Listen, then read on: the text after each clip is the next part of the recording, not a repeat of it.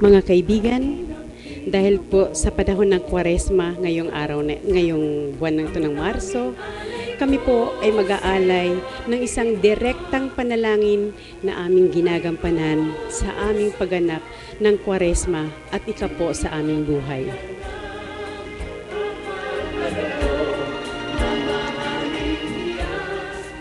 Sa itaas, sa ibaba, sa kaliwa, sa kanan, sa gitna kami ay dadaan. O dakilang Espiritong Banal na nanggaling sa Jerusalem at gumanap ng mga material na bagay dito sa daigdig at nagturo ng tama at mali dito sa lupa. Ako po si Marieta Robles na tumatawag at kumakatok sa inyong dakilang pintuan, na kayo rin ang may sabi na ang sino mang kumatok sa inyong dakilang pintuan ay inyo pong bubuksan. Ang humingi ng tulong ay inyo pong bibigyan. Kaya sa mga oras na ito, ako'y humihingi ng tulong na naway manatiling malakas ang aking katawan at lumawak ang aking kaisipan magpakailanman. O mawaing Espiritong Banal na gumanap ng lahat ng material na bagay dito sa lupa, hinihiling ko po sa inyo na ipakita sa akin kung ano ang ibig sabihin ng ESUS, kahit sa panaginip lamang, upang ako'y makadirekta ng panalangin at pagtawag sa inyong dakilang pintuan, upang makakatok ako sa inyong dakilang pintuan at makarating ako sa inyong sinapupunan. O maawaing Jesus, binabanggit ko ang pangalan na inyong ginamit noong kayo ay nagmaterial na bagay dito sa lupa. Ngunit simula noon hanggang ngayon, ay hindi pa po namin alam kung ano ang ibig sabihin ng ESUS na inyong ginampanan dito sa lupa. Kaya sa mga oras na ito, hinihiling ko po sa inyo na ipakita niyo na sa akin ang ibig sabihin, ang tunay na daan ng ESUS. O mawaing Jesus, tulungan mo akong maituwid ang aking landas tungo sa inyong banal na pintuan at tulungan mo akong makarating ang aking panalangin sa dakilang kataas-taasan at naway hindi labag sa banal ninyong kautusan ang aking kahilingan. O maawang Jesus, kayo na po ang bahala sa amin.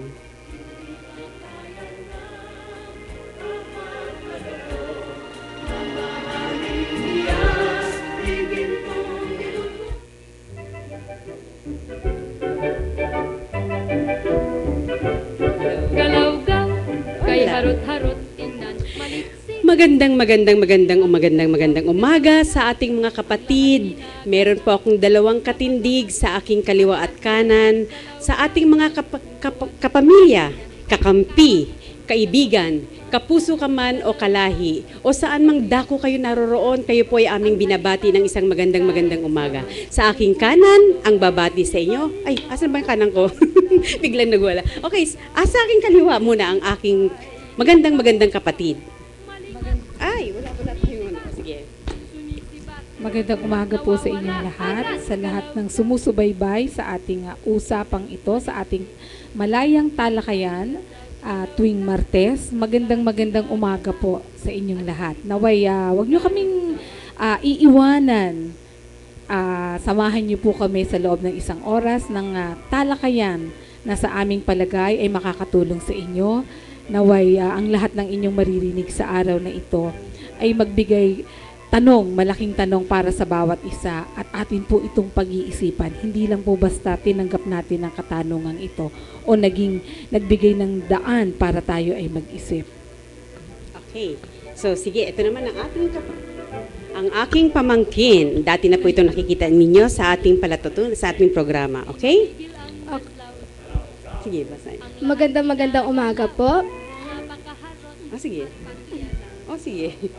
Ako po si Nicole at muli po nagbabalik po ako para sumuporta sa programa ng aking Tita Mayet dahil simula na ng bakasyon, di ba? So, ngayong bakasyon, maasahan niyo po na lagi ako makikigulo dito at makikulitan kasama ang aking Tita Mayet tuwing Martes, alas 10 ng umaga.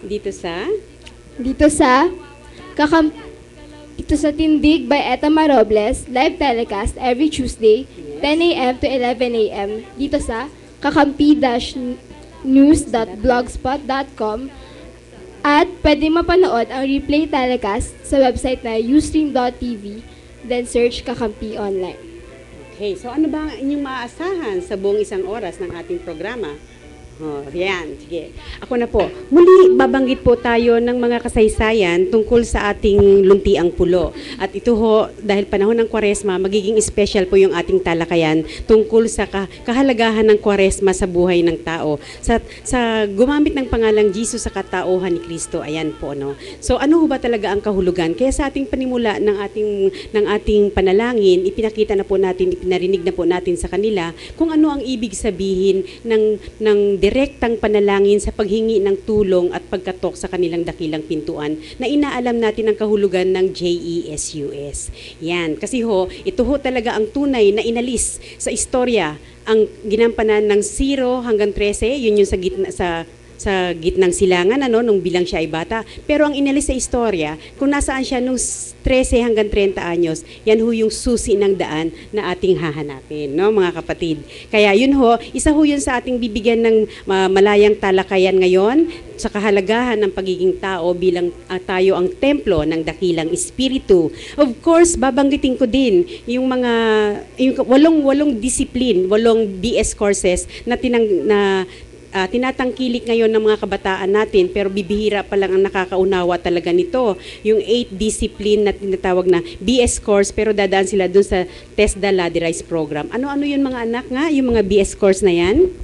Yun ay BS Nursing and other health-related courses, Oo. BS Tourism, or BS Hotel and Restaurant Management, or BS Travel Management and other related courses, BS Mechanical Engineering, Bachelor in Agricultural Technology, Bachelor in Technician Teacher Education, BS Information Technology or BS Computer Science, BS Information Management, BS Marine Engineering or Marine Transport, and BS Criminology. Yan. 8 po yan yung disiplina yan na ating pahapyaw pa lang actually na pinag-usapan. Yan, 8 disciplines yan. Isa yan.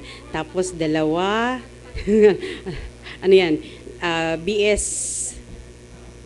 Okay. Okay. Ito yung Maritime. BS, yung maritime sa engineering. Ito naman yung BS Information Technology, yan, at saka yung BS Information Management. Bachelor, yan, ibig sabihin 4-year course yan. Bachelor in Technician Teacher Education.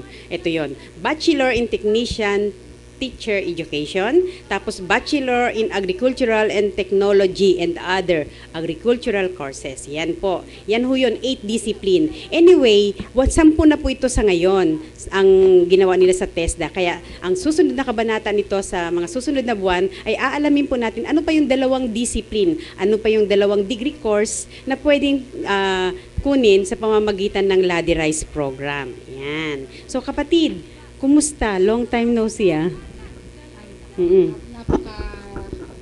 Actually, since nung nag-join ako dito, paminsan-minsan napapanood niyo ako, inintroduce mo ko bilang financial advisor. So, sa mga nakaraang araw, talagang hindi mo ako makita dahil I'm so very busy with my job. Kasi po, sa panahon natin ngayon, napakaganda ng ekonomiya ng ating bansa. So marami po tayong mga kababayan na nag-iisip kung, especially yung kasing when it comes to financial, yung ating ekonomiyang gumaganda, malaki po kasi ang epekto nito sa mga tao. So bumababa ang interest ng bangko, so nag-iisip sila sa nila ilalagay ang pera nila. So yung ating trabaho sa ngayon, malaking bagay po ito, kaya marami tayong tinuturo ang tao na paano nila palalakihin ang pera nila na hindi nila kailangan problemahin ng malaki at hindi kailangan sumabak sa anumang, what you call it, high risk. Yung nagsusugal ng inyong mga kinita na. So, doon ako naging busy, sister. Kaya until now. I-share mo sa amin yung tip kung paano. Kasi sabi lang sa Baguio, kagagaling ko lang sa Baguio kahapon, talagang kailangan daw turo sa kanila, magtipid ngayon na magtipid. Ibig sabihin, mag-save. Okay. Ito lang naman pong iiwanan ko sa ating mga tagapakinig, taga-subaybay. Sa inyo pong buwan ng kinikita, dapat po, mauna po muna yung pagsisave. Kumita ka ng ilang libo, tabi mo yung 5 to 10% o ano yung mas kaya mong porsyentong itabi, tapos yung natira, sige po, okay lang, gastusin mo na. Unahin mo muna yung save, then spend. Huwag niyo hong ihuhuli yung save. bago saka kayo spend kayo ng spend, saka kayo mag-save, ano po. At the end of the day, wala kayong na-save. Oo. So, ang tip ko lang po sa inyo, pagtanggap ng payslip, save muna. Bahala ka ilang porsyento. Basta wag bababa sa 5%. Kasi may mararating na yon. Oo. Kaya nga yung ating pangkabuhayan ngayon sa mga miyembro natin sa Kakampi, lalo na sa Marikina, dahil nga nagsisimula pa rin din sila doon sa negosyo natin sa direct selling ng mga produkto ng home care products ng Stan Home. Natutuwa ako at saka talagang nagising sila dito sa kagandahan ng mga produkto, home care products. O, di ba ginagamit nyo na rin ito? Yes, Oo, ako po. Oo. Ako ang number 1 ako kasi nahihirapan ako mamili ng mga pangkulerete, no? Pang makeup. Nung binigyan ako ng kapatid ko ng sample niya, yung mga items niya. And ginagamit ko po siya ngayon. Actually, kahit ang asawa ko, simpleng Nag-shift. deodorant. Nag-shift na Nag-shift dito. na siya. Ayan. So, marami po. Maganda siya. I-try nyo lang po. Pagka hindi nyo nagustuhan, di huwag kayong umulit. Pero, take it from me, nagustuhan ko po yung produkto, napakaganda. Oo, kasi pagdating sa mga quality products, sa mga beauty products at saka yung mga pabango, talagang European products ang number 1 sa quality. And then meron na rin ngayong nutritionals, may susubukan ka uli na panibago na dapat nilang masubukan dun sa ating pangkabuhayan. Kaya dito, pag nasubukan nila yung produktong ito at gumamit sila, magkakaroon sila ng katipiran dahil discounted nila mabibili ito kapag sila ay nagpa-register. So, kailangan talaga lahat tayo ay register dahil lahat tayo ay user nito. So, ang dami-dami ng products. May home care, may family care, at saka ito yung family care na sinasabi, parang may butika ka sa loob ng iyong tahanan. Yan. So, pwede niyo pong i-serve ito sa Stan Home World Philippines, Facebook ng Stan Home World Philippines. Yan. Para ma-search niyo po yung mga family at saka home care products na galing sa Europa. At saka meron po tayo ngayon, snap na lang natin kasi marami tayong pwedeng i-discuss ngayon. Meron ho itong sale na buy one take one sa mga product na ito for the month of March. Yan, i-picture na lang. Kasi for our eyes only yan, para sa mga members. Buy one, take one nyo po yan, mabibili kapag kayo ay registered members. Napakaganda ho, yung pantaboy ng ipis, pang-disinfect ng ating mga kagamitan sa bahay na may mga bakterya. Tapos ito ho, yung panlinis sa kubeta na may mga, sa bathroom, na may mga mold, yung mga para mapatay ang ultimong yung mga E. coli sa loob ng banyo. So ito ho yung mga home care products na dapat nilang tangkilikin. Tumawag lang po kayo maanak. Ano ho ba yung number na dapat nating tawagan sa ating programa? 02-480-5812 and 02-553-8656. Diyan ho yan sa ating Kakampi Home Studio sa Second floor, Pinoy Pamilya Hotel, EDSA Corner FB Harrison, Pasay City. Yes. Ngayon, pwede ho silang kumonek sa ating talakayan ngayon. Pwede ho kayo makisali sa ating talakayan dito ho sa ating telephone number. Kumonek kayo dyan. At meron din ho akong personal number na dala-dala ko ho yan kahit saan ako magpunta. Okay? So, sa landline, 02346-2689. Suncell, 0922-895-3472. Sa Smart, 0947-768-6681. And sa Globe, 0917-384-2895. Pwede rin po kayo mag-send ng inyong request, comments, suggestions sa etomarobles@yahoo.com. Yan ang aming email ad. Okay, so yan. Ngayon, meron pa nga ating, okay kapatid, para bang nagkulang tayo ng mic? Oo, hindi ko pa napagawa yung hindi ko pa napapacheck. Anyway, Okay. after this, pacheck. Alam niyo na po kung ano yung ino-offer sa atin, isinishare po itong magandang produktong ito. Bigyan ko lang po kayo ng additional, bakit ba magandang mag-try? No? Una, maganda yung produkto, kaya gusto namin, subukan niyo po.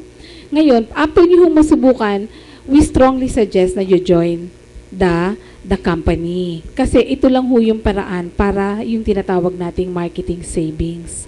Savings in a sense na pag direkta po kayong miyembro, nabibili nyo ng mura ang produkto, kasi nga sabi nga dapat user kayo so that pwede kayo mag-push ng product, di ba?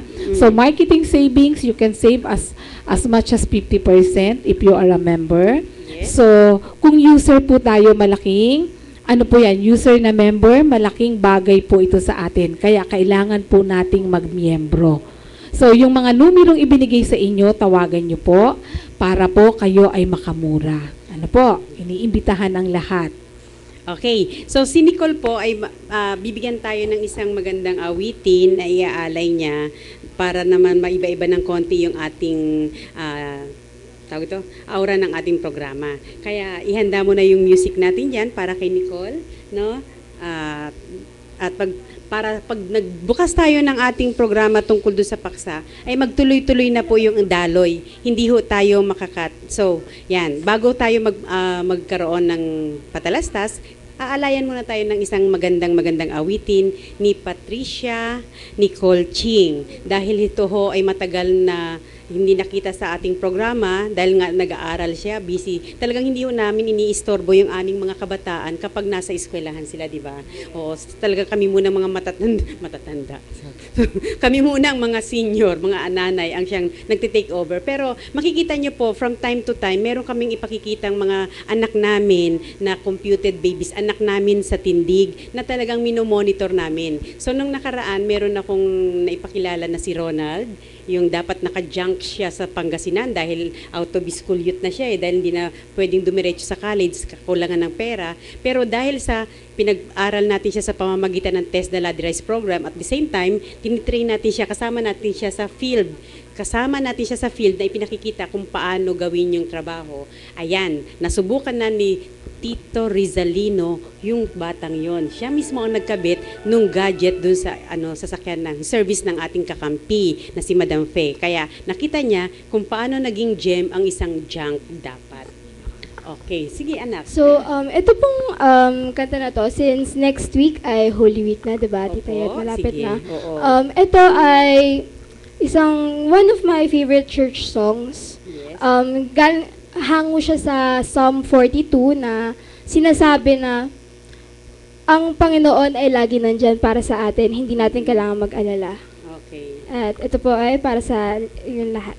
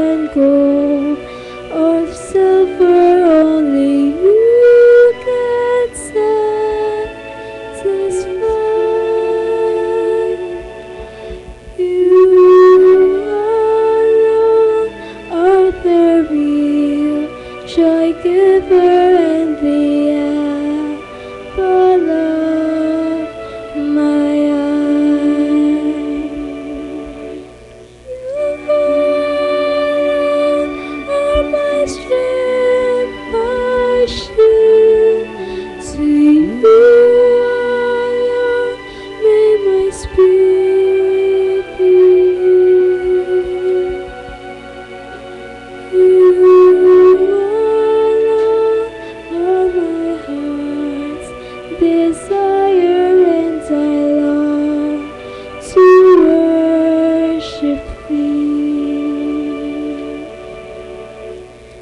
As the deer panting for the water, so my soul longeth after Thee. You are my heart's desire, and I long to worship Thee. You are my strength, my shield. To You alone may my spirit yield. You alone are my heart's desire, and I long to worship Thee. Yes. Ano ba mensahe nun, anak? Ano, Sa simpleng salita. yun nga, ang Diyos ay laging nandyan para gabayan tayo, para alagaan tayo. Hindi tayo dapat mag-alala. Kasi hawak niya yung, parang may plano siya para sa atin. Hindi natin kailangan mag-alala. Yan, oo. So mga kapatid, ang pamangkin kong ito, yan ho yung sinasabi namin na computed babies, di ba kapatid? Na, si Nicole. Yan ho yung anak namin talaga sa tindig na bago pa siya isilang, binigyan na ng 3 choices ng pangalan na gusto nung magulang, tapos ipinakompute sa aming samahan. So lumabas sa computation na Patricia, Nicole ang nakompute ayon doon sa kanilang piniling mga pangalan, tapos sila din ang namili. Pero inano lang namin kung ano yung bumabagay sa frequency nung power nung Anghel de la Guardia niya habang siya ay nasa sinapupunan ng kanyang ina. Tapos yun nagtugma para habang sa murang edad ay kaagapay kayo sila, yung anak at saka yung magulang, nagtutukuran, hindi nagkokontrahan. Kasi lumalabas pala sa isa buhay pala natin bilang tao, kapag nagkaroon ng buhay ang isang sanggol dito at sumigaw ng uha, nagkakaroon tayo ng kandila ng buhay, liwanag ng buhay. Kapag nagbigay tayo ng pangalan at ipinarehistro natin sa Register of Deeds at nakarating na dun sa census, yun na yun, tatatak na yun sa kanyang kandila ng buhay. At yun na yung script ng kanyang buhay, yun na yung ugali, yun na yung kanyang buhay na tatahakin habang siya ay tao sa mundo ito, Kaya ngayon, since na-kinompute natin at meron naman talaga tayong spiritual advisor na nakakaalam kung paano computing yan, so naiuugnay ngayon yung kakayahan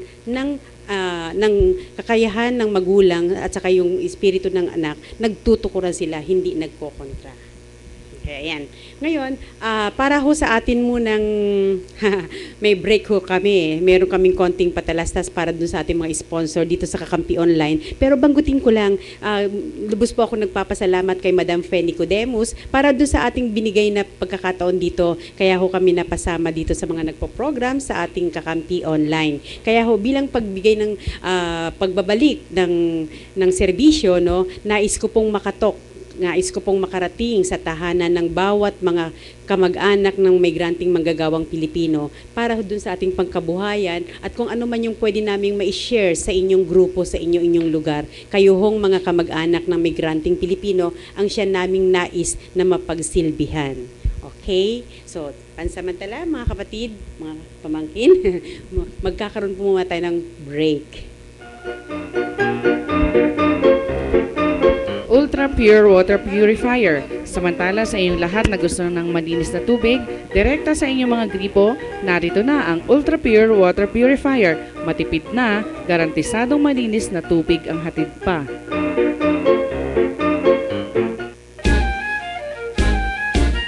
Elmost Whitening Soap. Narito na sa gustong pumuti at gumanda. Ito ang kasagutan sa problema mo, kapatid. Elmost Whitening Soap sa murang halaga, kutis artista ka na.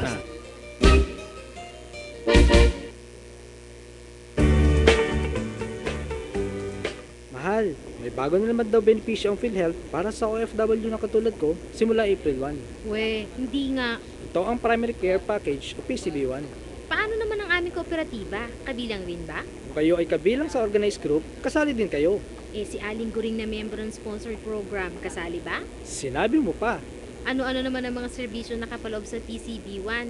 Sus, napakarami. Urinalysis, konsultasyon, lipid profile at marami pang iba. At lahat yan, sagot ng PhilHealth dahil miyembro tayo. Naku, ba't di mo naman sinabi agad? Tayo na at dadaanan ko pa si Kumari para makasama.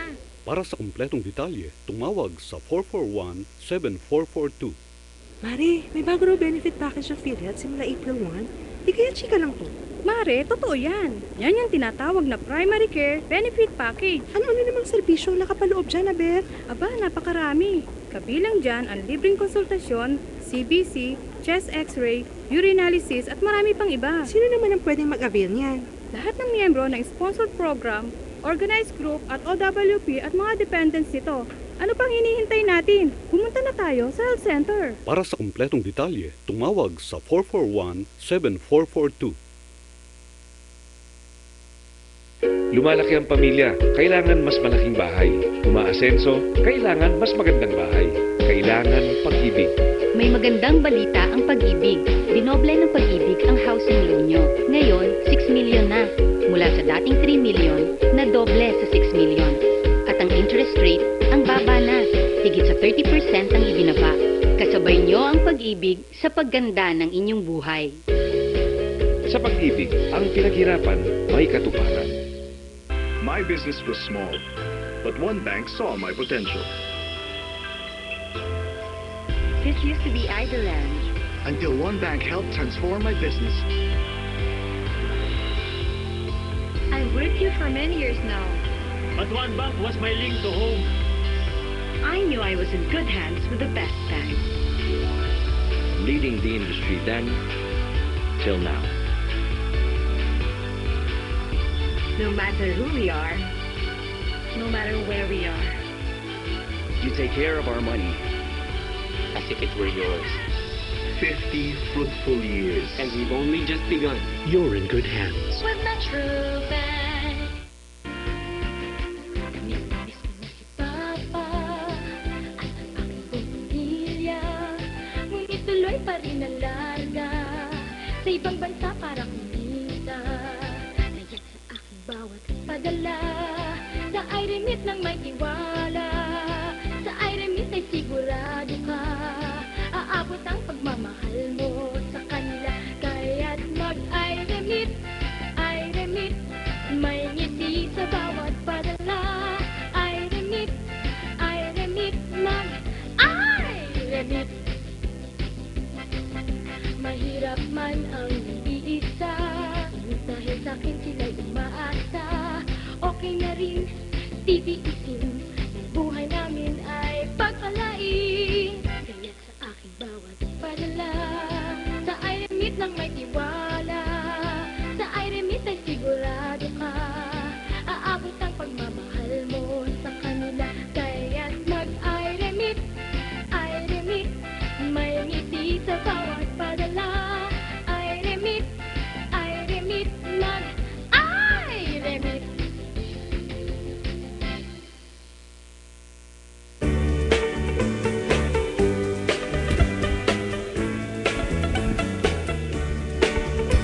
On March 16, 1521. Yan. Si Yoyoy po yan.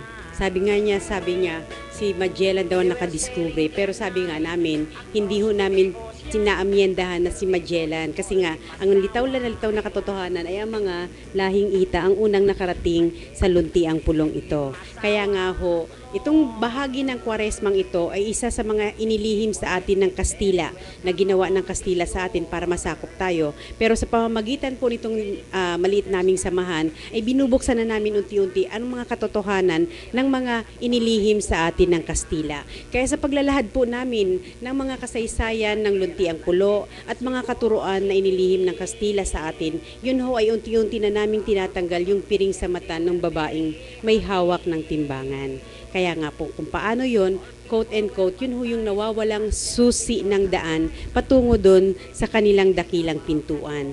Kaya po, ang panahon ng Kwaresma, ang siya pong pinaka-timing na panahon ng paglalahad ng nawawalang susi ng daan. So, paano natin siya makikilala bilang siya ang gumanap at gumamit ng pangalang Jesus kung inalis nila yung 13 hanggang 30 anyos? So, sa tunay na kahulugan ng Kwaresma, ito ho yung gitnang bahagi ng buhay.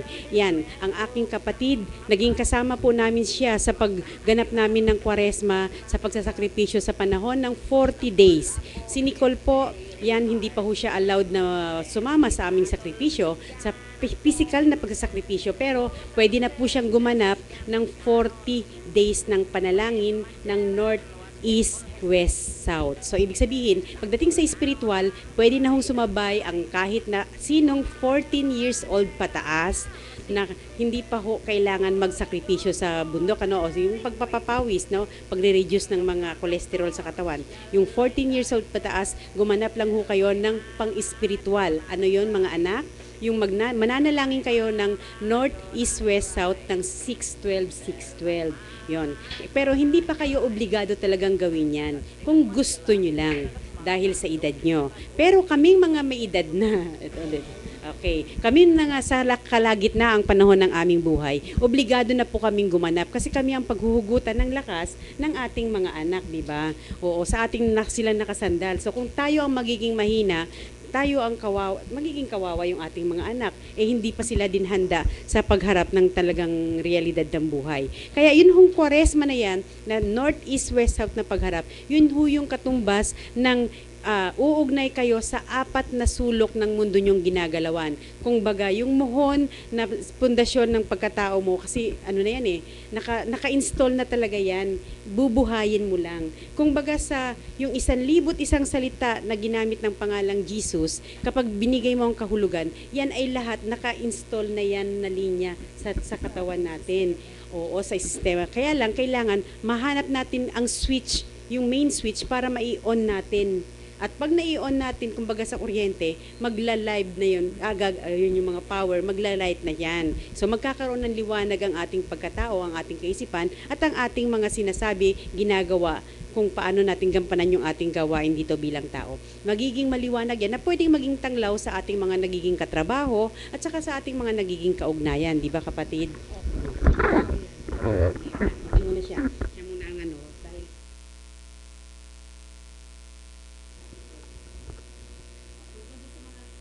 Tao din na hindi man natin pa sila kapanalig dito sa hindi man sila nagiging mag-aaral pa ng tindig, pero mayroon na siyang mga naging karanasan din tungkol sa mga taong naghahanap ng susi ng daan. Kasi 'di ba isang malaking question yan, nasaan yung 13 hanggang 30 anyos si Kristo nung siya ay nagkatawang tao. Nasaan siya nung edad na yun, yung katanghalian ng kanyang buhay? Actually, alam nyo, buhat sa simula ng programa, kanina pinakita ni Mayet sa panalangin pa lang, yung sinasabi niyang ESUS. Kahit saan pong relihiyon na ating inaatinan, hindi ho natin banggitin kung ano man yan, isipin nyo kung saan nyo nadinig, ang lagi nilang sinasabi, susi ng daan. No, ano po ba yung susi? Literal na susi? Ang hindi po naalaman ng karamihan sa atin, ang susi ay nasa pangalan ni Jesus. 'Di ba? Ang pangalan niya ay yung sabihin natin gasgas na kasi laging ginagamit Jesus, Jesus, Jesus. Pero ang tanong, kilala mo bang talaga kung sino si Jesus? Dahil ang pagkikilala sa kanya, para mo siya tunay na makilala, sa pangalan niya, yung binabanggit nating 1,001 kahulugan ay naandyan po sa kanyang pangalan. Uunahin mo yung J. Ano ba ang ibig sabihin ng J? At yung paulit-ulit na binabanggit ng kapatid kong si Mayat kanina, ang ESUS na kung saan basahin mong pabaliktad, andun ang salitang susi. Sa makatuwid, nasa pangalan niya ang susi ng tunay na daan patungo sa dakilang lumikha. So, yun po ay ibabahagi sa atin ng aking kapatid, yung sunod-sunod. Ano po? Yeah. Kasi actually napakalawak para maintindihan ito. Akala natin gawang biro, akala natin nagkataon lang. Hindi po. 1,001 ang kahulugan ng kanyang pangalan at sa bawat isa sa atin, kapag nalaman po natin yan, alam niyo po, mahirap ipaliwanag. Ako hindi ko pala lahat alam. Pero nung magsimula po ako dito sa samahang ito, yung masasabi ko na parang iba ang pakiramdam mo kasi humaharap ka sa maraming tao na maraming katanungan. Dumadating yung punto na naiintindihan mo ba yung sinasabi mo? May tanong na ganun no? So, sa pag-aaral po namin dito po namin nakikita na yung mga itinuturo sa amin, biglang sasabihin mo na lang, ay oo nga pala, tama nga. At ang lagi pong nangyayari, iniiwanan sa atin, sa bawat isa sa amin, ang isang kaisipan o tanong na ikaw ang magtitimbang sa pamamagitan na yung dalawang kaisipan. Ito yung sinasabi nating kaliwat kanan, di ba? Nagtitimbang tayo, paulit-ulit, binabanggit yung salitang timbangan. So, sa pag-aaral na ito, sa kahulugan mismo ng kanyang pangalan, magagamit mo yung sinasabing kaisipan, timbangan ng kaisipan. So, sa marami pang kaalaman tungkol sa kanyang mahiwagang pangalan na ginagamit ng buong mundo sa iba't ibang sekta, na sana, panalangin ko lang din sa kanila, alam nila yung ibig sabihin ng pangalan at yung susing sinasabi nila. Tunay nga pong maibigay sa atin yung susing sinasabi. Ano nga ba yung susing ito? At yan po ang ibabahagi ng aking kapatid sa inyo. Yes. Oho. Yung Enero po kasi, buwan po yun na kung saan tinalakay natin yung pagiging bata ng Mesiyas. No, bilang siya ay nagsimula sa gitnang silangan sa lugar ng J. Anong lugar yon? Jerusalem. Yan. So yun ho, doon ho tayo magsisimula para makilala natin siya ng lubos. At yun ho ay tiniskas natin sa buwan ng Enero, Pebrero, kung paano makikipag-ugnayan ang bata sa kanyang kadugo at di kadugo. At ngayong buwan ng Marso, kung paano ngayon dapat palakasin ng isang bata kapag siya ay nag-edad na ng 13 hanggang 30 anyos. Yun yung kabuuan ng sinasabi natin sa panahon ng Kwaresma. Kaya kung paano niya gagampanan ang 4 na sulok ng mundo, yun ang tunay na direksyon ng susi ng daan. So sa edad na 0 hanggang 13 anyos, ginampanan niya at ang 4 na sulok ng mundo. Yun ho ay doon makikita at matitrace na kung ano ang katuruan na unang lumitaw sa mundong ito. At ang sabi nga, nauna raw ang mga Muslim, nauna ang mga yun nasa Middle East. Yan. Totoong nauna sila dahil sa ginampanan ng Jesus, East, West, North, South. So talagang nauna siyang gumanap sa East. At dito sa North, East, West, South na ating ginampanan, diyan tumatama ang Buddhism, Islamic, Christianism at saka yung isa sa South. Saka ko nasasabihin yung isa sa South. Kaya kung merong 4 na letra, ito ang susi, panlima yung nasa gitna, yun ho ang susundan dapat natin para makilala na natin siya bilang siya ang gumanap at nagturo ng tama sa tao. Nagturo na bilang isang lalaki. So yan, yun ho ang ibig sabihin. Pero kapag doon sa ating mga naipapakita ng pag-aaral, kung nasusubaybayan niyo yung mga video natin na recorded na, napansin niyo na hindi mabubuo ang isang tala kung si Jesus lang mismo ang malalaman yung gumanap. Ang tunay na tala na may 4 sides, parang parang parol na ginagawa natin. So yung parol na yan, bawat bahagi ng istorya sa JESUS, sa edad na kanyang ginampanan, J, 0 hanggang 13 anyos, E, plus 4, ilang edad na siya noon? 13 plus 4, plus 4, plus 4, plus 4, 29, at saka siya bumalik sa gitna. 1 taon bago siya nagpabautismo kay Juan Bautista sa pangalang JESUS, Jesus Menus Hit Disit. Ibig sabihin, ikaw ang gaganap ng salita. Kaya yun po, ang pagbabautismo sa ilog na yun, binuo na sa edad niyang 30 anyos, gagamit na siya ng pangalang Jesus. Kaya yun hong nawawalang 13 hanggang 30 anyos, yun ho ang tunay na kahulugan kung bakit inilagay yung piring sa mata sa simbolo ng na ginawa ng Kastila sa ating batas. So, pero kung tutuusin, ang simbolo pong yun na piring, yun po ay quote and quote, katuruan po na dapat nang maunawaan ng mga tao upang mapagana na natin yung sentido komon. yung timbangan ng kaisipan. Sa timbangan na yan, meron tayong kaliwa, meron tayong kanan. Dapat libel ang timbangan na yan. So kung paano po yun, pwede ho kayong magtanong. Kasi mahirap hong i-discuss nang hindi nyo nasusundan yung daloy ng usapan natin. Pero kung gusto nyo hong maging kasama namin kayo, pwede ho kayo makiisa sa aming pag-aaral doon sa Kamarin sa aming yagit na templo. Yun ho ay istruktura na kung saan tipanan ng mga tao. Yan. Tuwing first Sunday ang schedule ko po doon sa Kamarin. Okay, mag-email po kayo para sa inyong mga katanungan kung gusto niyo po talagang higit na maunawaan at masundan ang ginampanan ng pangalang JESUS. Kaya nga, susundan natin yung tala na nasa gitna. Bilang siya ay bata, nagsimula siya sa gitnang silangan na kung tawagin natin ay lugar ng Jerusalem. Pero anong bansa yung Jerusalem sa ngayon? Yan, Israel. So, dyan po siya nagsimula. Ngayon, sa edad na 0 hanggang 13, kapiling niya ang kanyang nakilalang magulang na si Maria at si Jose na siyang nagtuturo ng tama sa kanya bilang gawa niya bilang bata at nagtutuwid ng kanyang mga maling gawa bilang bata. Kasi bilang bata at natural sa tao ang may mga kapilyuhan na ginagawa. At yung ilang bahagi ng kasaysayan ng Mesiyas na ibanggit na natin sa palatuntunan, pero hindi pa ho lubos naming ipinalawak. Kailangan ho talaga maipalawak yan para sa paglawak din ng pagkakaunawa. So yun sa 13 yan, pag edad ng 13 anyos, nawala ang Kristo, ang batang Mesiyas, hindi na makita kung nasaan. Wala sa istorya ng kahit na anong babasahin. Pero sa katuruan ng tindig katao, dun po siya nagsimula sa lugar na kung saan tinatawag na East, 4 na taon, West, East, 4 na taon, West, 4 na taon, North, South, 4 na taon. Lahat po yan ay 4 na taon. Pagbalik niya sa gitna, doon nakita na siya ay bumalik na sa gitnang silangan at nagturo na ng tama at mali. At doon niya nakausap uli si Juan Bautista bilang siyang pinagsimula na nagturo kay Juan Bautista bago siya umalis sa gitnang silangan at inihabili niya kay Juan Bautista ang pagtuturo ng ebanghelyo, no? At pagbalik niya, si Juan Bautista uli ang kanyang kinausap upang bautismuhan siya sa ilog ng Jordan sa pangalang Jesus Menus Hit Disit. Yun ho. Mismo sa ilog na running water, dun ho siya binautismuhan ni Juan Bautista.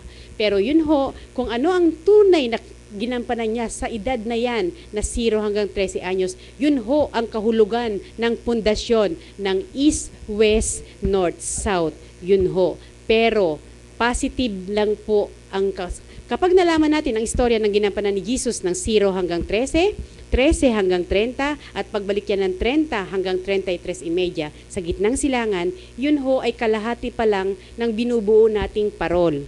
Ibig sabihin, may kulang pa ho. So kung siya ang positive side, merong negative side na kailangan ding masubaybayan natin. Kalahati pa lang ng istorya ng timbangan ng kaisipan ang inyong malalaman kapag si Jesus pa lang ang nakumpleto niyong istorya ng kanyang ginampanan. Sino po yung kalahati? Yung gumanap at itinago nila sa dilim. So yun ho ang ating bubuksan sa inyo unti-unti upang ma-activate, magkaroon ng tinatawag na switch on yung bawat bahagi ng ating katawan na sila mismo ito na nananalaytay sa atin bilang ating buhay. So kung merong positive, may negative energy sa ating katawan. Kaya sino sila? Paano natin sila makikilala? Yan po ay sa pamamagitan ng pag-aaral, hindi ho sa pamamagitan lang ng pagbabasa. Kailangan din ho ang pakikinig, kagaya nung ating ipinakita na larawan ng isang batang sumigaw ng uha. Ipinakita natin yung kanyang kakayahan, kung yung wangis ng isang bata, nasa na yan? Hala, yan. Sumigaw siya ng uha, napakaganda ng kanyang larawan nung pagsigaw niya ng uha. Nalikha tayo ayon sa kanilang wangis. Yan po. Ang isang bata, sa kanyang murang anyo, yan. Dapat, yan, meron kang sasabihin kapag nakilala mo ang pundasyon, ang matigas na bato na yung tutungtungan. So kung paano mo malalaman sa iyong anyo, yan, bilang ikaw ay bata, nalikha ka ayon sa kanilang wangis. Ito ho, ang magiging kabuuan ng susunod na anyo. Yan. So, yan ang figura ng isang sanggol, ng isang tao kapag nalaman niya na ang alpha, omega ng kanyang buhay. Tignan mo ha. O, nasa ating wangis. Kaya nga, yung pa-contest na ginawa ko nung panahon kung bakit October 1 ang aming Kapaskuhan, dahil nasa ating wangis nakasulat ang kanyang petsa ng kapanganakan. Bilang siya ay nagsimula dito bilang material o tao. Yan. Kaya nga, ito ho, yan, no? Isang taong nakatindig ng matigas sa bato. Hindi na po nagle-level dahil naka-ano na yung kanyang kamay at makikilala na natin siya. Kung sa panahon ng pag-aaral ng timbangan ng kaisipan, ito ho yun. Trial and error. Yung gitnang bahagi ng pagiging tao, sa edad na 0 hanggang 13 anyos, yan yung nagta-trial and error. At yan yung mga padron na ipinakita niya sa buhay ng isang tao kung paano magkamali, ano ang gagawin. Kapag nagkamali, kung paano itutuwid ang mga pagkakamali. Yan ho, ipinakita yan. Kaya nga ho, ang level, nakalibel yan, nagta-trial and error siya. Pero again, sa wangis ng tao, hindi ho nawawala yung butas dito. Ipasok mo, pero huwag mong palalabasin. Sa pamamagitan ng 1,001 salitang yan, malalaman mong iyong pinagsimulan at makakakatok ka sa kanilang dakilang pintuan. Yan, nalikha tayo ayon sa kanilang wangis. Kung paano natin hihimay-himayin ang bawat bahaging yan na may 5 senses, yan po ang tunay na kahulugan ng katuruan na ginagampanan namin sa panahon ng Kwaresma. Kasi kasabay niyan, ang pang-spiritual at pang-material na power ay gagawin mong libel. Ititimbangin mo din yan para hindi sobra ang karga mo sa material, andyan yung mai-stroke ka dahil sobra ang mga mamantika at saka mga alat na kinakain mo sa katawan mo, no? Ipinapasok mo sa katawan mo. So kung paano yan, na itong pagbaba ng spiritual power mo, paano mailelebel, may tataas yan para siya ang gaganap sa huling bahagi ng buhay.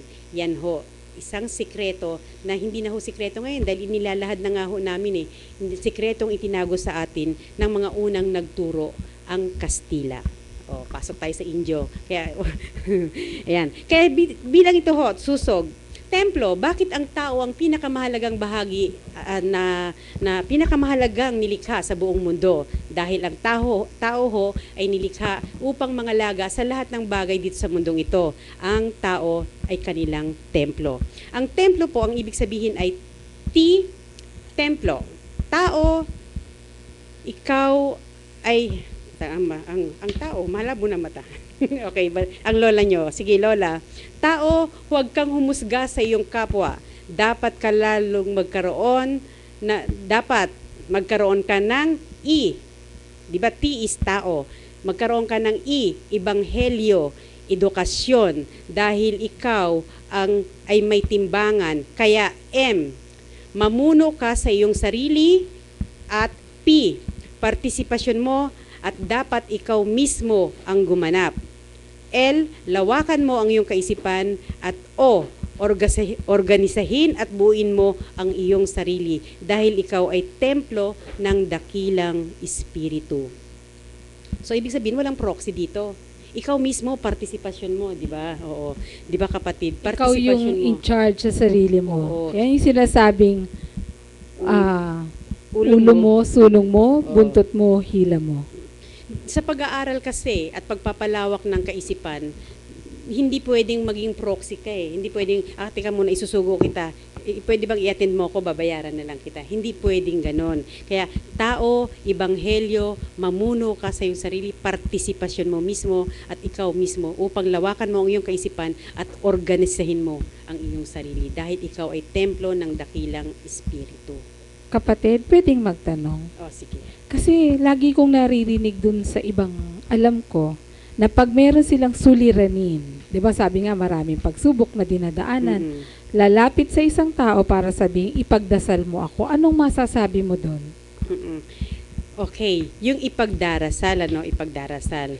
Nung unang panahon, uso yun. Kasi hindi pa tayo tinuruan kung paano magdasal ng direkta sa itaas. Pero ngayon, sa panahon natin ngayon, yung ipagdarasal, hindi na kailangan yun. Kasi tayo na nga, kumbaga sa cellphone, alam na natin kung paano dumayal, alam na natin kung paano gamitin ang telepono. Kailangan tayo na mismo ang magdasal ng direkta at humingi ng tulong kung ano yung kailangan natin. Dahil dun nila pakikinggan kung sino ang may ulo, siya ang dapat magsunong. Kung sino ang may kailangan, siya ang dapat na lumapit. Kaya yung ipagdarasal kita, hindi malakas ang dating nun sa itaas.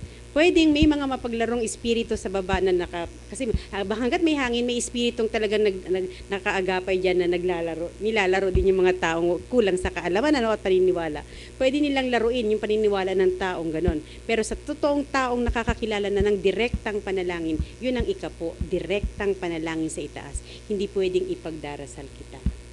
Noon inamiendahan yun. Pero sa panahon natin ngayon, hindi na. Kagaya ng cellphone, babalik ka pa ba doon sa style ng Telegram o style ng Telegram na may mediator, ay may trunk line operator. O ngayon, convenient ka na sa paggamit ng cellphone. Kung sino yung dinayalan mo, siya mismo ang sasagot na direktang sasagot sa katanungan mo. Alin ang gusto mo ngayon? Yung noon o yung ngayon? Siyempre, direct line. So, direct yun. contact. Kaya nga po, hindi natin kinukondina ang kinagisnan natin kasi bahagi yan ng ating kabataan dahil kulang pa tayo sa kaalaman at sa mga katotohanan inilihim sa atin ng mga Kastila. Kaya yung Kastila talaga ang salarin na yan. Pero sa panahon ho ng ating pag-aaral at natututunan tayo sa maraming bagay, tayo na ho ngayon ang titimbang sa ating kaisipan. Alin ba talaga ang tunay na tumatama na sa ating sarili, sa kalikasan? Ano ho ba ang higit na kailangan natin maunawaan? No? So yon. Kayo ho mismo ang makakaranas na. Pero hindi ho nililimit natin ang pagtatanong. Welcome ho ang lahat ng mga katanungan tungkol sa aming binubuksan diwa ng katotohanan ngayong araw na ito, ngayong panahon na ito ng Kwaresma, sapagkat matagal na po talagang ipinamamanhik sa amin na ipalawak nyo na ito dahil malapit na. Malapit nang magpalit ang siglo, nagpapakilala na ang gumanap at itinago nila sa dilim, ang babaeng kapareha ni Jesus. Kung may kanan, merong kaliwa. Malapit nang mag-change court. So, kapatid, maganda yung sinabi mo, So, parang iwanan natin sa ating mga taga-subaybay ang sinasabi nating example natin yung telepono. Sa pananalangin, sa pagtawag sa kanya, sa paghingi ng gusto nating hilingin, maging ito ay pangsarili o yung material na pangangailangan natin o yung ating pag-aaral dito sa katuruan ng tawag yan, spiritual, di ba? So, wag sana tayong magkamali ng dial, 'di ba? Sa wrong number, 'di ba? Kasi sa pagtawag kasi, sabihin natin na pareho nating tinatawag. Kanina from the very beginning we used the word pangalan niyang Jesus. Yung iba sinasabi Panginoon. So, titingnan natin yung salitang Panginoon, hindi po kami against doon. Yung pagtawag niyo sa Panginoon na parang address mo sa kanya. Ang isasuggest lang po namin sa inyo para hindi tayo magkamali ng pagtawag, gamitin mo na yung pangalan niya. Huwag ka nang dumaan ng channel. Direct dial ka na. 'Di ba? So yung sinasabi natin pangalan ni Jesus. So yung pagtawag, pag tama yung tawag natin, I'm sure makakadirekta tayo sa kanya. Hindi ka na marorong number. At kung sasabihin mo na ang tagal naman dumating nung aking panalangin, siguro sa tingin ko kasi nagkamali ka ng denial. Ayun. No? Wrong number. Kasi ang tawag ng kaliwa sa kanya, Panginoon din. Tayo, kay Jesus, tinatawag din natin Panginoon. Baka magkamali yung makadinig. Sabi ni Mayet, maraming espiritu dyan sa tabi-tabi na yan. Hanggat may hangin, nandyan nagkalat ang espiritu. Sabi niya, baka iba yung matawagan mo. So, better off direct. Tawag ka direkta sa kanya. Pangalan niya ang gamitin mo. Okay? So, kapatid, kanina natutuwa talaga ako nung dinidiscuss mo yung tala, north, east, west, south. Sabi mo nagsimula sa east. Sorry medyo na-miss ko na yon. Pero, bibigyan natin sila ng kaisipan pa din. Iwanan lang natin para hanggang sa susunod na pagkikita natin, mapag-isipan nyo o kaya maitanong nyo po, no, na bakit kaya yung mga binabanggit na mga salita dito ay totoong may kahulugan? Napansin nyo ba yung north, east, west, south?